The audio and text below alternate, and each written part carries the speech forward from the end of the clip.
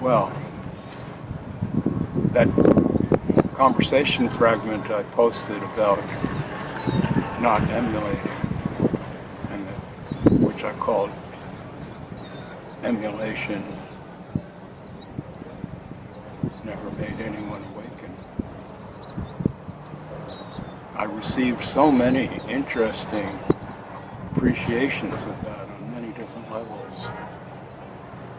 The part about me and my wife and how I would never truly know her, that we were, as I call it, two alonenesses together, or alone together. Someone deeply appreciated just those few words. And I had to admit to myself that speaking honestly like this is not really that common. And that the people who compliment me probably have a reason for doing so. I've always been a loner all my life and a bit introverted on top of it. Or maybe those two go together often. And so it's been a bit difficult to receive these compliments and to just hear them as factual. So often I feel that people are wanting to emulate me and that they put me in a different category from themselves, and I find that painful. So some of my reticence to assume this situation is valid is a kind of shyness and aloneness that I enjoy. For example, I'm out here now with my camera walking the streets on a rare rainy day in Todos Santos when the light is perfect and there are puddles to reflect, and things that are normally light gray are now stained dark gray. It's beautiful. The petals fall from the trees onto the sidewalk, that kind of thing. So I'm just out with the camera. And I was contemplating the amount of appreciation that discussion of emulation really elicited. So I want to say a bit more about that now. And here I've stopped in a place that's quite a bit less noisy than the last, so maybe this will be understood better by the people who complained about that.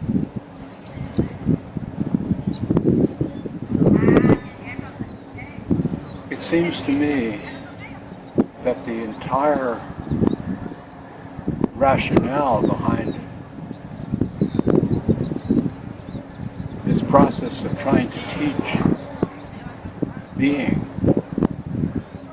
teach it, as I said the other day, it is a indexical. An indexical is a word that points without defining in any way. Another indexical in Chicago, or now, or Robert. See, these are words, but they actually, just hearing them tells you absolutely nothing.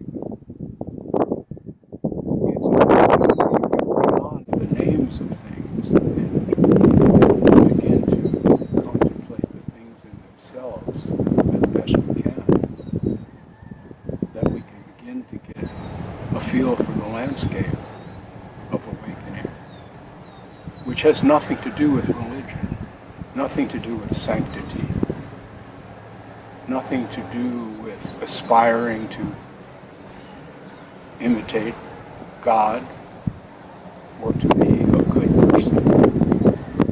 To be a good person is a worthy ambition. I'm not putting it down. But what we're discussing here is not that. What I'm discussing, is what it means to be awake, fully awake. And as I was saying in that emulation talk, when you imitate, the object of your imitation fills the screen, and all you might see is that you don't measure up. But if you aspire, for example, to universal love, love everyone, what does that mean? What does it mean to love?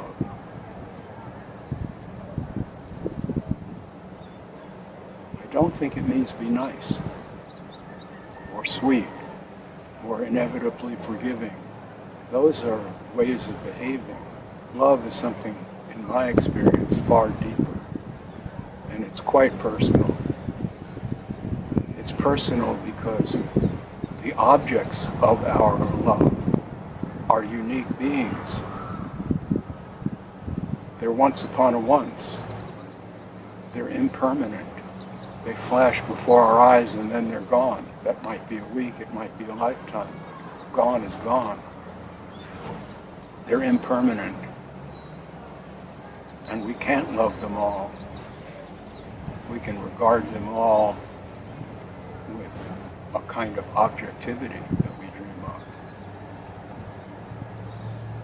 But to actually love is to enter into the suchness of another being.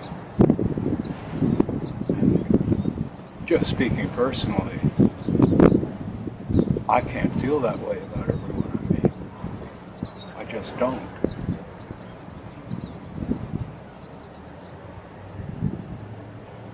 So when you aspire to universal love, you are negating the individuality of each of us. And when you do that, you are denying looking for your own. There's no word for it. Let's call it an internal program. There's something that you feel that you need that I don't feel that I need, and vice versa. That's what makes us different people. We have different needs. There's something that we feel is necessary to turn the key in the lock, complete the circuit, or fulfill the space, whatever that is. And so, to the extent that we look outwardly for direction from, could be anything, a religion, a spiritual teacher, an influencer, an internet influencer who will tell you what clothes to wear. And you'll do that because you want in. That's for the young people. I know most of my audience is older people, and the things I say resonate with them because as we come toward the end of life, we understand it more. We get the object lesson. It's not theoretical anymore. Okay. So, if you were to emulate my day, the outward aspects of it, how it would look, if you were emulating it, this is what you would see, and you would imagine that, not you, but someone might imagine that if they did that, then they would be awake too. Then they would be a Zen master or whatever it is. If you emulate the Zen guy with the rake in his hand and all that, and you do that, then you also have this understanding. But the understanding has to be an understanding of yourself. There's no it but you. And that's the point to really grasp. This thing that you pursue outside yourself is nothing. It's your fantasy. Meanwhile, there's a heart beating in here. There's an actual life going on, and that's what needs to be discovered. So if you were to observe my daily habits, you would see me awaken naturally about times, dawdle around for half an hour. Perhaps. But then I'll be awake, go to the kitchen, go live in the house at times, take care of them. I make a cup of tea for myself, and I sit down at the computer and read my correspondence. And almost inevitably there are questions from readers of my books, and I attempt to answer as many as I can, as well as I can.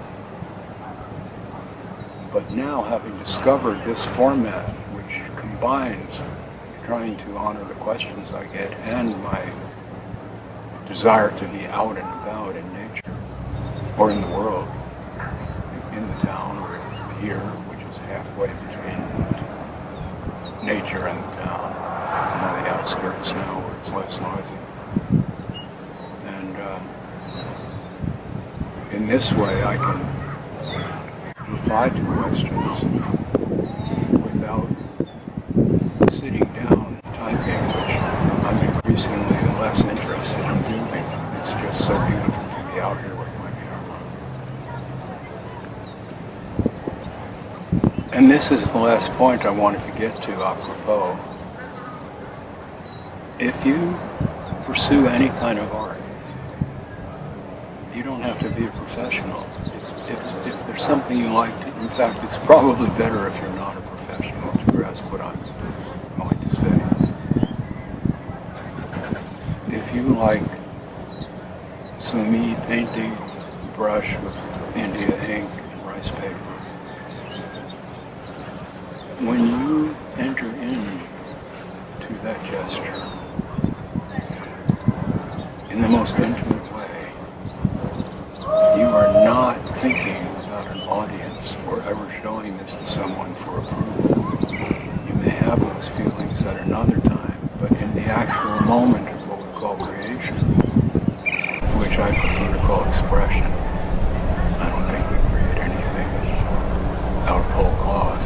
We're expressing all of it, all at once. My version, of course. You have your version.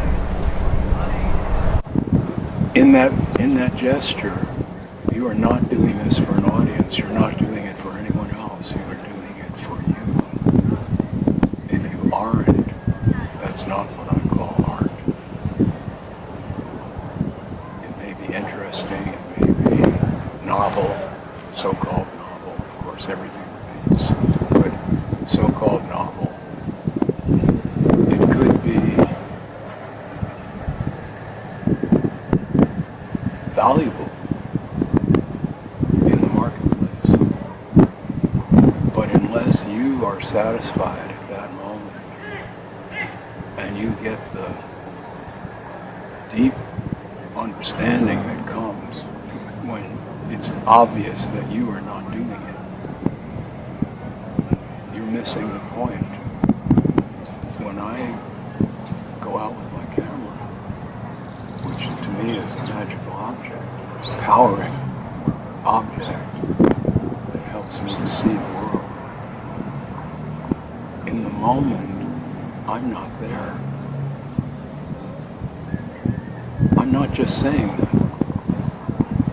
I'm not just saying that. Well, when you emulate, you're just making yourself more there. You've got an entire agenda, entire fantasy that's been put there by observing that someone else who maybe got out of bed with the camera at 5 a.m.